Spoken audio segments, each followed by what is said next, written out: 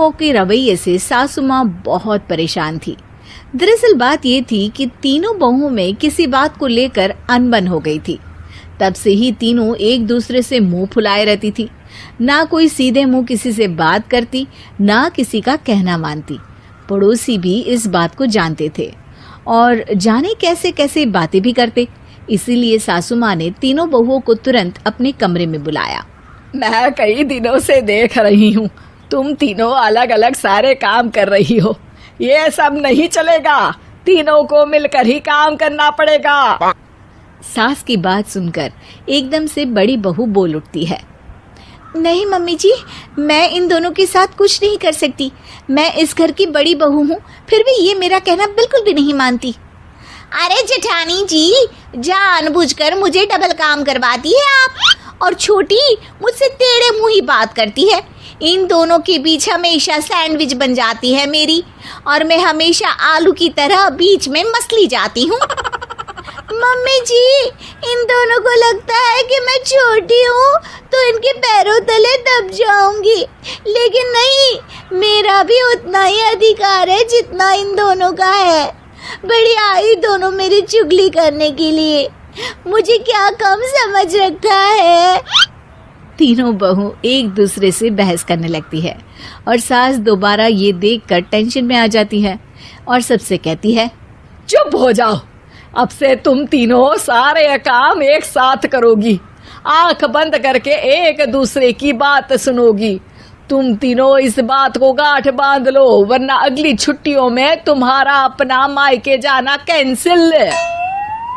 सास की बातें सुनकर डर के मारे तीनों हामी भर देती हैं। जी मम्मी जी, मैं समझ गई। हाँ मम्मी जी, जैसा आप कहें। आप जो कहेंगी मैं वही करूंगी। तीनों बहू सास की बात को गांठ बांध लेती है और वादा करती है कि अब से सारे काम वो तीनों एक साथ मिलकर ही करेंगी। ये सब देखकर सास खुश हो जाती है और वहां से चली जाती है। नीचे जाकर वो देखती है कि घर में शर्मा जी आए हुए होते हैं। सास जोर से आवाज लगाकर कहती है, अरे बहू, जरा चाय बनाकर तो लाना, शर्मा जी आए हैं।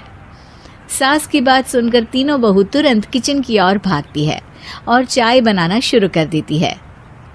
मुझे तो एकदम मसाले वाली कड़क चाय पसंद है, तो हम शर्मा जी के लिए मसाले वाली चाय ही बनाएंगे। अरे नहीं दीदी, गर्मी के मौसम में मसाला चाय कौन पीता है? मैं तो शर्मा जी के लिए इलायची वाली चाय ही बनाऊंगी। ये कैसी बात कर रही हैं आप दोनों? मेरी मम्मी ने सिखाया है कि मेहमान को ज्यादा दूध और शक्कर वाली चाय देनी चाहिए, वरना वो घर वालों को कंजूस समझते हैं। तो मैं तो शर्मा जी को ऐसी ही चाय दूंगी।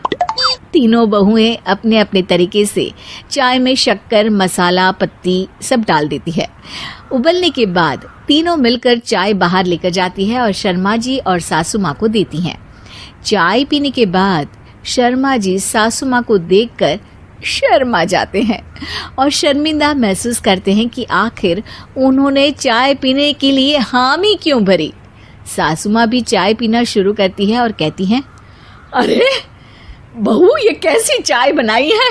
चाय है या मीठे दूध की बासुंदी? हाँ, चाय अच्छी नहीं लगी क्या? कोई बात नहीं, हम पराठा बनाकर लाते हैं। चलो चलो अंदर। हाँ चलो। हाँ, आती हूँ मैं भी। नहीं, मेरा पेट चाय ने ही चौपट कर दिया, वही काफी है। पराठे से पोपट नहीं करवाना, मैं तो चलता हूँ। शर्मा जी चुपचाप पतली गली से निकल जाते हैं। अगले दिन सास बहुओं से कहती है, अरे बहू, जाओ जाके ऊपर के गेस्ट हाउस की सफाई कर दो। कल हमारे यहाँ मेरे दूर के रिश्तेदार आने वाले हैं, तो पूरे कमरे को चमका देना, समझी? तीनों बहू सास की बात को मानकर ऊपर सफाई करने चली जाती हैं और तीनों कमरे की सफाई चालू कर देती है। बड़ी बहू मकड़ी के जाले साफ करती है, तो बीच वाली झाड़ू लगाना और छोटी वाली सर्फ डालकर जमीन धोना शुरू कर देती है।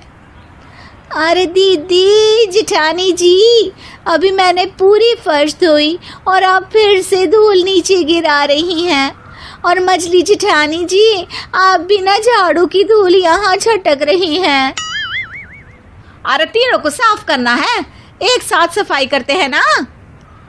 अरे वही तो, हम साथ साथ हैं, घर साफ साफ है। तीनों बहू ऐसे ही काम में उलझ जाती है और 2 घंटे तक एक ही कमरे की सफाई करती रहती है। बहुत देर से अपनी बहुओं को ना देखने के कारण सास ऊपर कमरे में उन्हें देखने जाती है, लेकिन कमरे में घुसती ही वो गीली फर्श पर फिसलने के कारण नीचे गिर जाती है। ओरी मोरी मैया, हड्डी मरोड़ के रख दी। आए मेरी तो कमर ही टूट गई रे। तीनों बहुएं सास को उठाती हैं और बिस्तर पर सुला देती है। अरे मेरे हाथ पैर दर्द कर रहे हैं, दबा दो, आराम मिलेगा। हाँ जी माँ जी। अरे जी माँ जी, जी माँ जी। और तीनों बहुएं एक साथ सास के हाथ को दबाना शुरू कर देती हैं। माँ की तो चीख ही निकल जाती है और नतीजा ये होता है कि सास के बचे हुए शरीर में भी दर्द उठ जाता है। हाय राम, ये क्या कर दिया तुम तीनों ने। अरे मेरी तो किस्मत ही फूटी है कि तुम जैसी बहुएं मुझे मिली। हे भगवान, पूरे शरीर में दर्द बढ़ गया है। अब तो पता नहीं कि चल भी पाऊंगी या नहीं। माफ करो, मुझे गलती हो गई मुझसे कि तुम तीनों को एक साथ काम करने के लिए बोला। सोचा था तीनों मिलके अच्छे से काम करेगी, लेकिन बड़े बुजुर्ग सही कहते थे कि 3 तिगाड़ा काम बिगाड़ा। तुम लोगों ने ये बात ना आज साबित करके दिखा दी। तुम तीनों को तो समझाना यानी मानो भैंस के आगे बीन बजाना है। तुम्हें अकेले अकेले काम करना है ना, तो अब से तुम अकेले ही अपना अपना काम करो। तीनों बहुएं वहां से जाने लगती है। अरे कहाँ जा रही हो? आप ही ने तो कहा कि अपना अपना काम तो मुझे मुल्तानी मिट्टी लगानी है। अरे मुझे भी तो नेल पॉलिश लगानी है, मुझे ना मेहंदी लगानी है। सास अपना सर पीट लेती है और कहती है, अरे मुझे भी लगाना है कुछ। क्या माँ जी? क्या माँ जी? क्या माँ जी? तुम्हारे घर वालों को फोन, तुम्हारी हर